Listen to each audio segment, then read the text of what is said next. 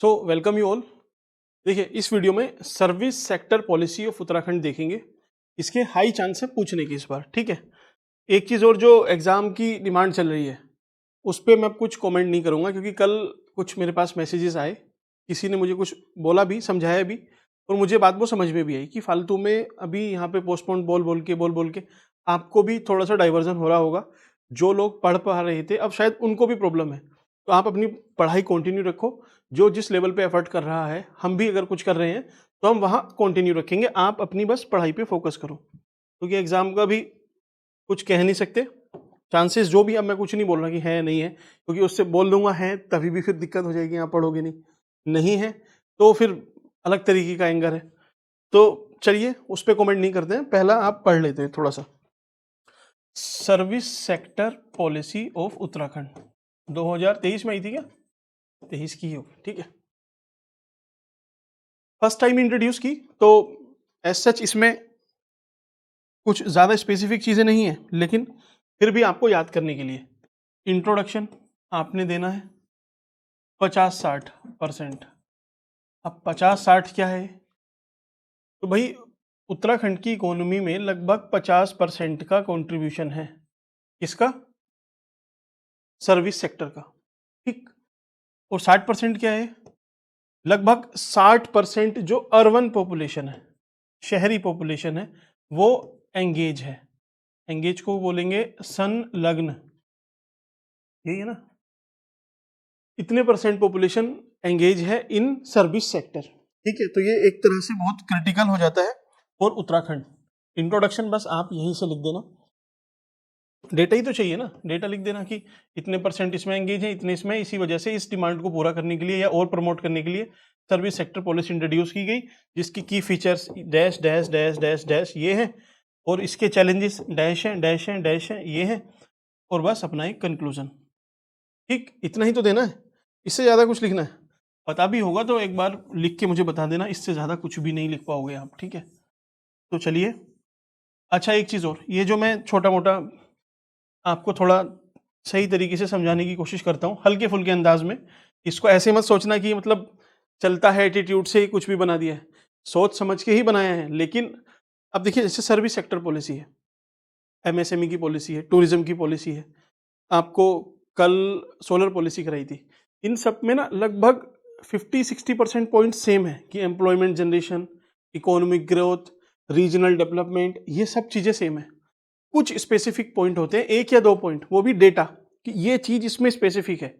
Examiner भी उस चीज को ढूंढेगा, अगर वो आपने टिक की हुई है, लिखी हुई है, वह उसको चेक करके बाकी आप बाद में कुछ भी लिख दो, मैनेज हो जाएगा। लेकिन वो जो की डिमांड है ना क्वेश्चन की, एक लाइन का फैक्ट हो, दो लाइन के हो, दो फैक्ट हो, वो आपको हिट करने हैं हर पॉलिसी के। बाकी चैलेंजेस सबके सेम है कि भाई एनवायरमेंटल डिग्रेडेशन, ऐसा ऐसा, वो सब चीजें आप लिख लोगे, मैं आपको बताऊंगा भी, ठीक है। तो सर्विस सेक्टर के आपको पहले पॉइंट्स याद कराता हूँ। SERVICE, यही है ना सर्विस सेक्टर की फुल फॉर्म। बस यही पॉइंट है आपके, पहला पॉइंट, दूसरा, तीसरा, चौथा, पांचवा, छठा, सातवां, ठीक। इनके एक पॉइंट और एक एग्जाम्पल, इतना ही तो चाहिए। आपने यहाँ पॉइंट लिखना है, फिर यहाँ पर एक एग्जाम्पल, ठीक। अब एस से क्या है? एस से है सब्सिडी। सब्सिडी दी जाएगी कितनी? 25% कैपिटल सब्सिडी, पूंजीगत सब्सिडी, ठीक। ये एक इसकी कोर है कि 25% आपको कैपिटल सब्सिडी दी जाएगी। एग्जाम्पल के लिए मैं आपको इधर समझा देता हूं, जैसे ये अपना उत्तराखंड है, ठीक। आपका जो स्कूल है, सपोज स्कूल, आपको स्कूलिंग में या फिर इन सब में इन्वेस्ट करना है, तो अगर आप प्लेन में करते हो तो आपको यहाँ पे ज़्यादा इन्वेस्टमेंट करनी पड़ेगी, क्योंकि ज़्यादा क्राउड यहीं रहता है, तो 50 करोड़, ठीक। आप अगर हिली रीजन में इन्वेस्ट कर रहे हो एजुकेशन में, तो आपको 25 करोड़, ठीक। हो गया काम। हिली में मतलब लगभग हाफ है, यहाँ पे एक है, तो ऊपर आधा है, मतलब पहाड़ पे आधा है और प्लेन में ज़्यादा है, क्योंकि प्लेन में ज़्यादा पॉपुलेशन रहती है, लॉजिकली है, ठीक। चाहे तो आप इसको ड्रॉ भी कर सकते हो, अदरवाइज स्किप कर देना। तो आपको समझ में आ गई ये सब्सिडी कैसे है। ई से क्या है? ई से आपका है जनरेशन, कितना जनरेशन, तो लगभग 20 लाख रोजगार का हमें सृजन करना है इससे।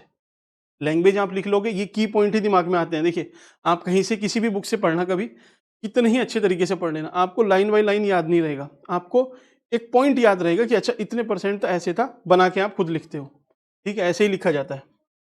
अब ये जो आर है, तो ये कौन है, ये वो लोग हैं जो रोजगार पहले से कर रहे हैं, रोजगार कर रहे हैं, लेकिन हमें इन्हें स्किलफुल बनाना है। स्किलफुल एम्प्लॉयमेंट, स्किलफुल मीन्स कैसे, इसको मैं इधर लिख देता हूं। आपने पहले लोगों को स्किल देनी है ना, पहली बात तो लोगों पे स्किल ही नहीं है, स्किल देनी है, उसके बाद उनको अप स्किल करना है, तो फिर जमाना बदल जाए तो रीस्किल कर देना। इस डायग्राम को ड्रॉ कर सकते हो, skill up skill reskill, skill करनी है कितने लोगों को, 10 लाख, ठीक, आराम से समझना, 10 20 25 है ना, कुछ ऐसा तो है नहीं इसमें कि रॉकेट साइंस है। वी, वी क्या है, वी मतलब है वेरियस सेक्टर, कौन कौन से आते हैं, अब आपको समझ में जाएगी कि टूरिज्म सॉरी सर्विस सेक्टर में क्या क्या आता है। पहला है आपका टूरिज्म आता है, ठीक, उसके बाद स्कूल आएगा, स्कूल मतलब एजुकेशन सेक्टर, इसके बाद हेल्थ भी आएगा आपका, है ना, और हॉस्पिटैलिटी, सारे मत लिखना, 2-3 लिख देना बस। तो हम टूरिज्म को बढ़ाएंगे, टूरिज्म कैसे, वहां पे अभी ज्यादातर रिलीजियस टूरिज्म है, तो अब आपको लैंग्वेज अपनी यूज करनी है कि हमें रिलीजियस टूरिज्म के साथ साथ जो वहां पे वेलनेस टूरिज्म है, वेलनेस टूरिज्म, इको टूरिज्म है, वाइल्ड लाइफ टूरिज्म है, एडवेंचर टूरिज्म है, वो सब लिखना है। टूरिज्म पॉलिसी जो थी वो अब यहां डाल देना, ठीक। स्कूल में, स्कूलिंग में हमें क्या करना है, स्कूलिंग में हमें टेक्निकल, टेक्निकल और मेडिकल एजुकेशन पे ज्यादा फोकस देना है, टेक्निकल पे और मेडिकल पे, ठीक। हेल्थ में हमें क्या करना है, हेल्थ में हमें उत्तराखंड को रीजनल हब बनाना है फॉर हेल्थ एंड वेलनेस। सिर्फ हेल्थ ही नहीं, वेलनेस भी, इस पे भी ध्यान देना है, इसको एक रीजनल हब बनाना है। तो हॉस्पिटैलिटी में आप कुछ भी लिख सकते हो, इसमें ऐसा कुछ है नहीं, ठीक, चाहे तो इसको स्किप मार देना, है ना, इतने पॉइंट्स लिखोगे क्यों, इसको मैं बताता हूं लेकिन फिर भी आपके काम उतना आएगा नहीं। आई से क्या है, आईटी सेक्टर, जिसकी ग्रोथ अभी उत्तराखंड में अच्छी है, हमें और प्रमोट करना है, पर्टिकुलरली देहरादून और हल्द्वानी, हल्द्वानी इन दो जगह को हमें आईटी और स्टार्टअप का हब बनाना है, यहाँ पे इकोसिस्टम इनके लिए तैयार करके देना है। तो आप जब ये एग्जाम्पल लिखते रहते हो ना, बस आपका काम हो जाता है। सी से क्या है, कनेक्टिविटी, कनेक्टिविटी कौन कौन सी, डिजिटल कनेक्टिविटी पहुंचानी है हमें, इसमें फिजिकल भी कनेक्टिविटी है, फिजिकल और डिजिटल कनेक्टिविटी भी है, ठीक है। डिजिटल कनेक्टिविटी का आपको एक एग्जांपल देता हूं कि लगभग 700 विलेजेस उत्तराखंड के अभी भी इंटरनेट कनेक्शन से थोड़ा सा परे हैं या फिर वहां तक कनेक्टिविटी नहीं है, ये डिजिटल की बात हुई। फिजिकल में हम देखिए दिल्ली देहरादून इकोनॉमिक कॉरिडोर बना रहे हैं, तो एग्जांपल ये डाल देना, 4 धाम महामार्ग परियोजना बन रही है, फिजिकल इंफ्रा में आ जाएगा, ठीक। लास्ट में कि ये ओवरऑल इकोनॉमी ऑफ उत्तराखंड को बूस्ट करेगा, ठीक। तो आपका सारा इसमें हो जाएगा। अब देखते हैं इसके जो चैलेंजेस आएंगे, ठीक है।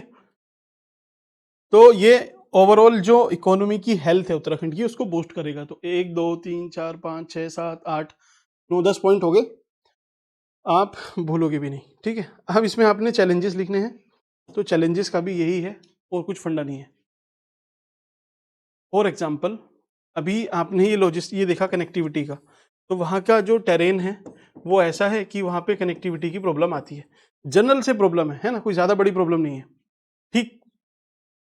जो अपना इंफ्रास्ट्रक्चर है, इंफ्रास्ट्रक्चर इसकी कुछ कॉन्स्ट्रेंट है वहाँ पे, है ना, सर्विस सेक्टर में, और हमें स्किल देनी कैसे है, उसका भी एक चैलेंजेस रहेगा।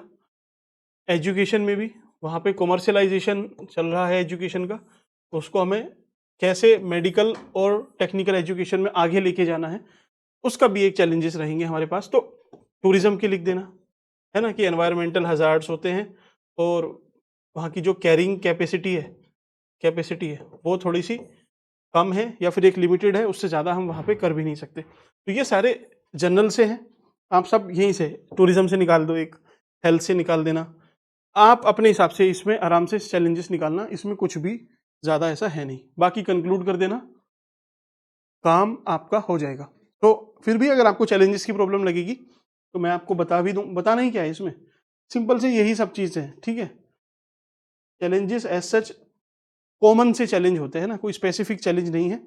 हाँ, कैरिंग कैपेसिटी ये वाला पॉइंट पहले ले आना, फिर आपका जो वहाँ का टेरेन है उसका दूसरा ले आना, ठीक है। इकोलॉजी ज़्यादा एनवायरनमेंट वाली साइड पे ही रखना, बाकी सब चीज़ों को कि हाँ सब ठीक है, मैनेजेबल है, यहाँ पे इन्वेस्टमेंट आएगा तो ओवरऑल इकोनॉमी को बूस्ट ही मिलेगा। बस करते हैं कंक्लूड, थैंक यू।